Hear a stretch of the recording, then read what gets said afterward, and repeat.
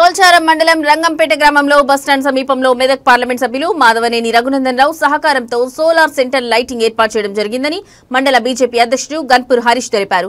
ఈ సందర్భంగా ఆయన మాట్లాడుతూ మండలంలోని 8 గ్రామాలకు మెదక్ పార్లమెంట్ సభ్యులు మాధవనేని రఘునందన్ రావు సహకారంతో సోలార్ సెంటర్ లైటింగ్ మంజూరు చేశారని, ఆయా గ్రామాలలో వాటిని ఏర్పాటు చేయడం జరుగుతుందని తెలిపారు.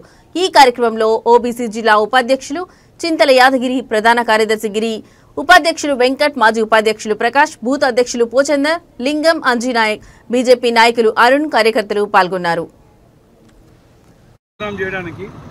మన గ్రామ పంచాయతీలకు, కొల్చారం మండలంలో ఉన్న గ్రామ పంచాయతీలకు ఇప్పటి వరకు ఎటువంటి నిధులు రాష్ట్ర ప్రభుత్వం నుంచి రాలేకపోతున్నాయి.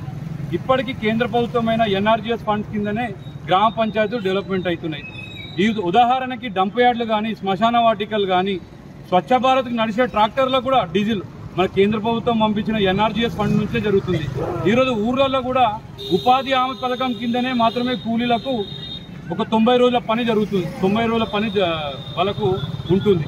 అలాగే ఈరోజు మన గ్రామ పంచాయతీలను డెవలప్మెంట్ చేసుకునే ఒక మంచి అవకాశం ఏంటంటే, ఈ జరగబోయే స్థానిక సంస్థల ఎలక్షన్లో భారతీయ జనతా పార్టీకి అందరూ మద్దతు తెలిపితే మీకు కంపల్సరీగా ఈ ఎన్ఆర్జీఎస్ ఫండ్ సంబంధించిన నిధులతో ఎటువంటి